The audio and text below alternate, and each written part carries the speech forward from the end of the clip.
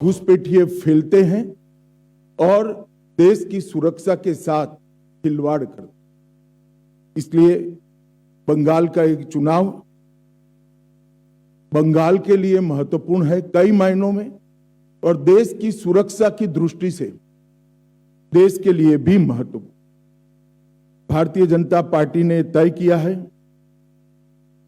कि तृणमूल कांग्रेस के शासन के खिलाफ जनता के जो मुद्दे हैं इसको आवाज देना, जनता की आवाज को मुखर कर बंगाल की जनता के सामने और देश की जनता के सामने प्रस्तुत करना, और बंगाल के आने वाले चुनाव में ये पूरी जो अराजकता तृणमूल के शासन में फैली है इसका हम क्या हल लेकर आएंगे, इसका हम जवाब भी लेकर आएंगे। परंतु आज की प्रेस वार्ता तृणमूल कांग्रेस की इस सरकार के 15 साल के शासन के खिलाफ हमारा चार्जशीट, ये आज की प्रेस वार्ता का मुद्दा है। ये चार्जशीट जो है वो तृणमूल कांग्रेस भले कहे भारतीय जनता पार्टी का चार्जशीट है, परंतु मैं मानता हूं ये बंगाल की जनता ने ममता बनर्जी की सरकार के खिलाफ लगाया हुआ चार्जशीट है, जिसको भारतीय जनता पार्टी एक आवाज दे रही। एक प्रकार से आने वाला चुनाव बंगाल की जनता को तय करना है कि भय को चुनना है या भरोसे को चुनना। भय के आतंक से मुक्ति पाकर भरोसे के साथ देश जिस तेजी से आगे बढ़ रहा है इसके साथ बंगाल को जुड़ना चाहिए। ये तय करने का चुनाव है। विगत 15 सालों में भय, भ्रष्टाचार और भेदभाव की राजनीति चल रही है। झूठ, डर और हिंसा का सहारा लेकर अपनी राजनीति को आगे बढ़ाने का नया राजनीतिक थ्योरी ममता बनर्जी ने प्रस्तुत किया है। कोई भी सरकार को चुनकर आने का आधार जन कल्याण के काम होते हैं। तृणमूल कांग्रेस का चुनकर आने का आधार झूठ, डर और हिंसा है। मगर भारतीय जनता पार्टी 2011 से ही इसके खिलाफ एक संघर्ष कर रहे हैं, और मुझे लगता है कि इस बार बंगाल की जनता पूर्ण बहुमत के साथ भारतीय जनता पार्टी की सरकार बनाने जा रही। ये जो चार्जशीट है टीएमसी के 15 साल के काले चिट्ठों का संकलन है। सोनार बांग्ला का स्वप्न दिखाकर सिंडिकेट राज स्थापित कर बंगाल की जनता का शोषण करने वाले शासन की कहानी है। तृणमूल कांग्रेस के कुशासन में बंगाल भ्रष्टाचार की प्रयोगशाला बन चुका है। ऊपर से नीचे तक सफेद पोश आपराधिक सिंडिकेट जनता को परेशान कर रहे हैं, और विकास के अभाव में बंगाल इंडस्ट्री के लिए एक प्रकार से ग्रेवयार्ड बन चुका है। बंगाल टीएमसी के पोंचो बिपोर जॉय से ग्रसित, यहां घुसपैठियों को प्रोटेक्शन दिया जाता है। तुष्टीकरण को अपना मिशन बना चुकी है सरकार।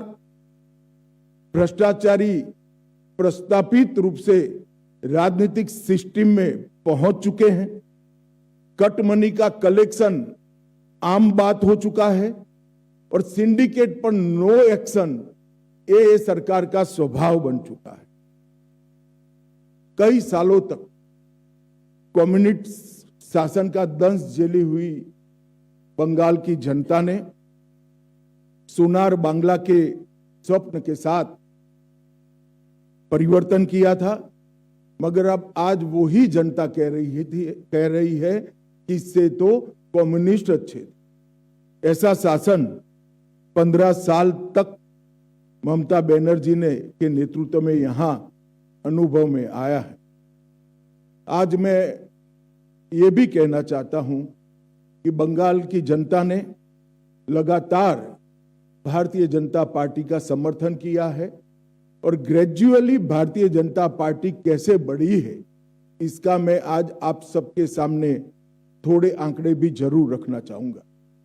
2014 में हमारा 17% वोट शेयर था लोकसभा चुनाव में और 2 सीटें थी। 19 में हमारा वोट शेयर 41% हुआ, 18 सीटें प्राप्त की। 24 में हमारा वोट शेयर 39% हुआ और 12 सीटें मिली।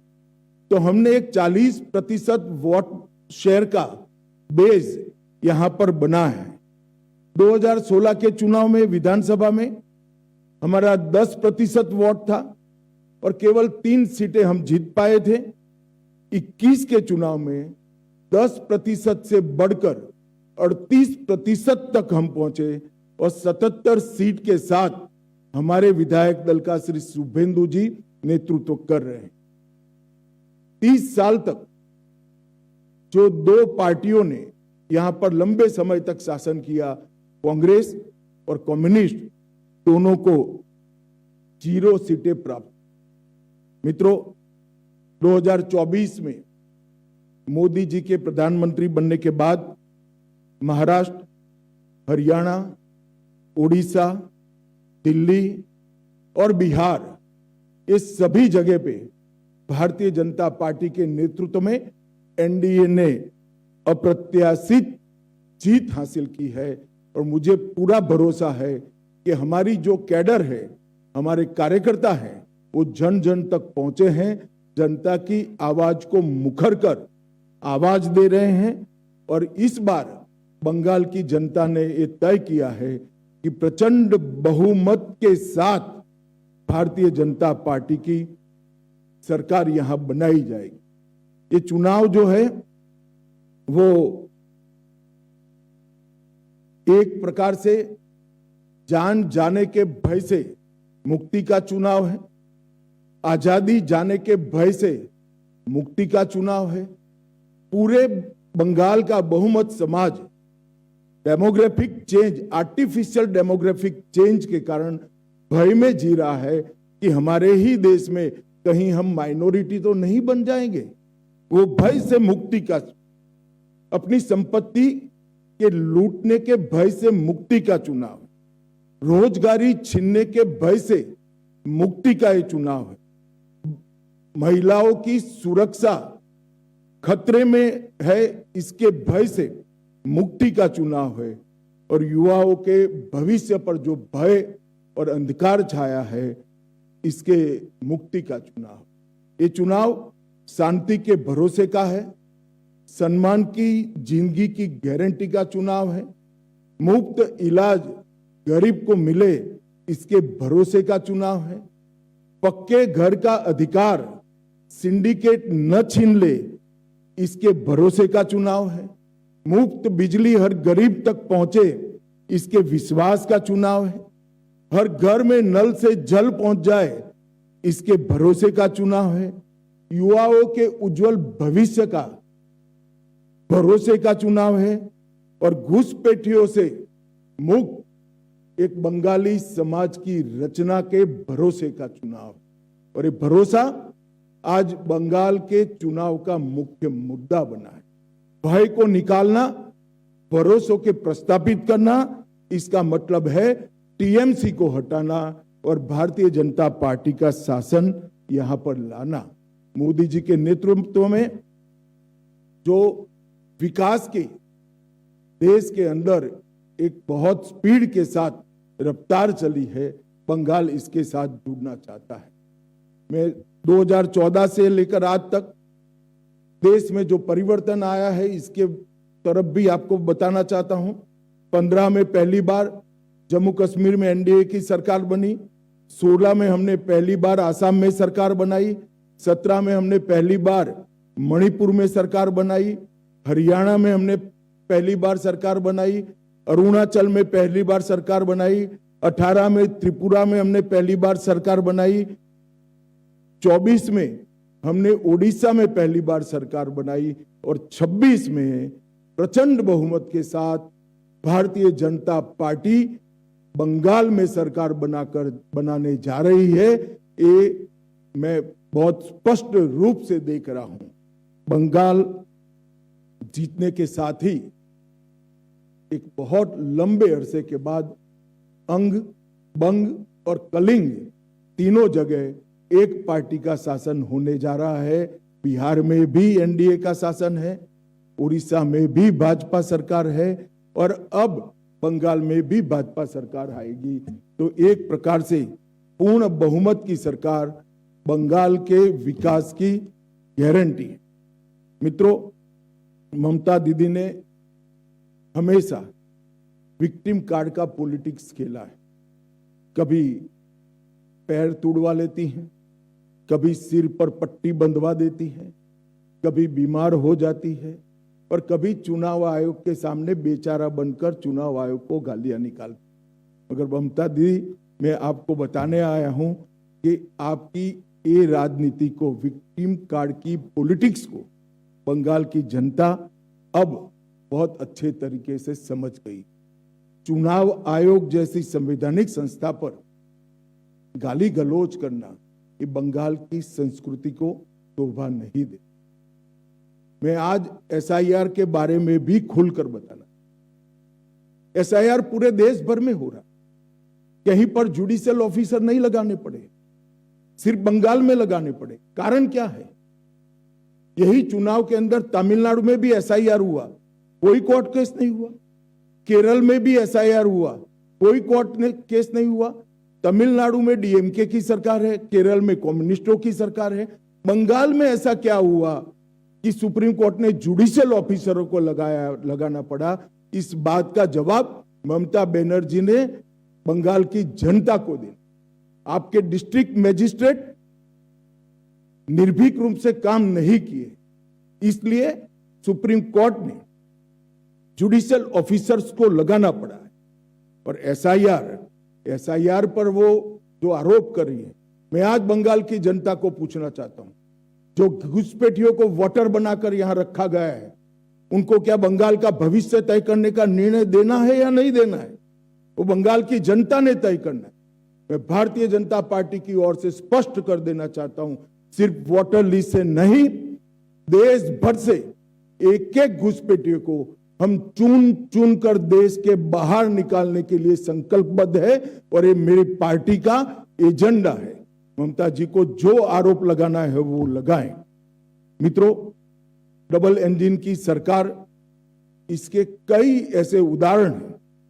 उत्तर प्रदेश बीमारू से बेमिसाल बना, मध्य प्रदेश ने कृषि विकास और विकास के नए स्टैंडर्ड सेट किए, आसाम जहां सालों से उग्रवाद था वहां आज सेमीकंडक्टर का प्लांट लग रहा है, त्रिपुरा ने 25 साल के ठहराव को समाप्त कर कैडर राज को समाप्त कर हम विकास के रास्ते पर आगे बढ़े हैं। और अब बारी है बंगाल की, यहां पर भी सिंडिकेट से मुक्ति पाने का ये चुनाव है। मित्रों, मैं चार्जशीट के कुछ महत्वपूर्ण मुद्दे पर भी बताना चाहता हूं।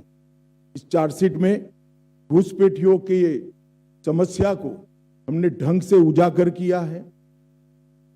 घुसपैठिया न केवल देश की सुरक्षा के लिए बहुत बड़ी चिंता का विषय है, वो हमारे गरीब श्रमिकों की मजदूरी में भी हिस्सेदारी लेते हैं, गरीब लोगों के अनाज में भी हिस्सेदारी प्राप्त करते हैं और युवाओं की रोजगारी भी छीन।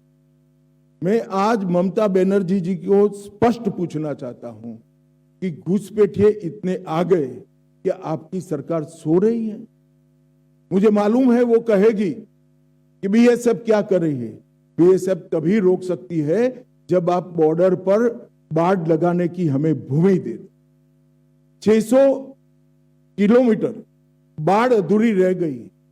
हमारे होम सेक्रेटरी यहां आकर आपको मिलकर गए, मैं खुद आकर आपकी ऑफिस में मिलकर गया, मगर आपने बाढ़ लगाने की भूमि नहीं दी, क्योंकि घुसपैठियों की वोट बैंक आप बनाना चाहते। हमने कोई पॉलिटिकल ईगो नहीं रखा।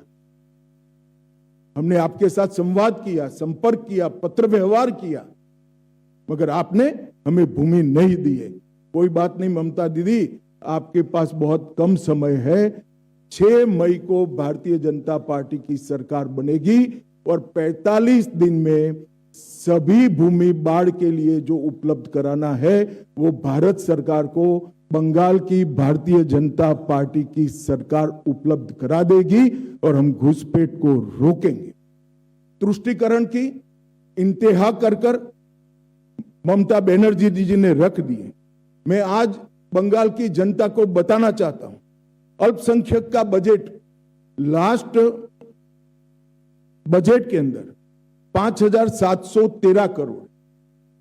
ऐसा न मानिए कि मैं अल्पसंख्यक के बजट का विरोध, आपको जो रखना है वो रखिए, मगर उसके अनुपात में पिछड़ा वर्ग की संख्या 3 गुना है और पिछड़ा वर्ग के लिए आपका बजट है, ओबीसी के लिए बजट है 2533 करोड़।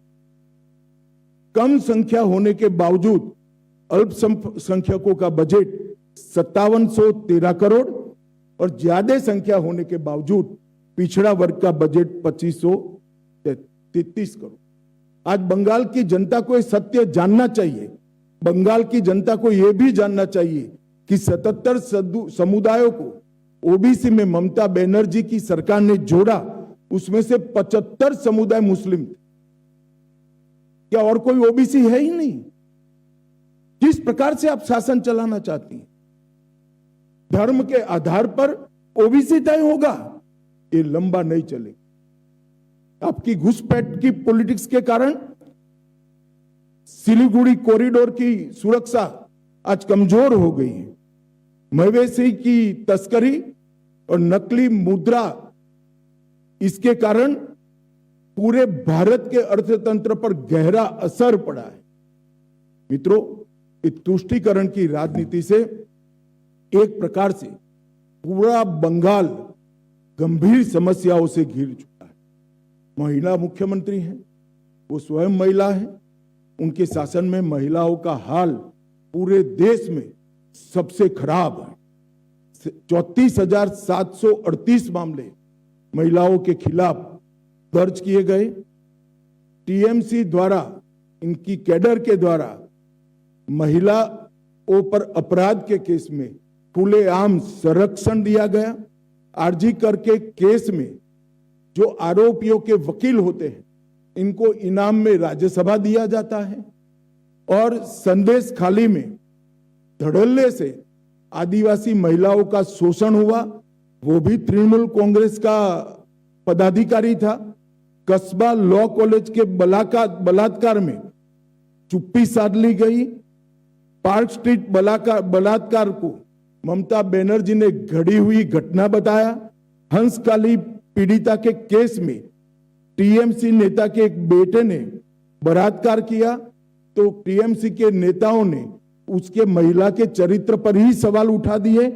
कामदूनी सामूहिक बलात्कार और हत्या के लिए मुख्यमंत्री ने स्वयं महिला जो न्याय की मांग कर रही थी उनको माओवादी बताया। दुर्गापुर मेडिकल छात्रा के सामूहिक बलात्कार में महिलाओं पर सवाल उठा दिए गए कि आप बाहर क्यों जाती हैं। किस प्रकार का बंगाल आपने बनाकर रखा है, जहां मुख्यमंत्री स्वयं कहती है कि महिलाओं को बाहर नहीं निकलना। मित्रों, भ्रष्टाचार की देश भर में सबसे ज्यादा भ्रष्टाचार के केस अगर कहीं हुए हैं। कोलकाता से गृह मंत्री अमित शाह को आप सुन रहे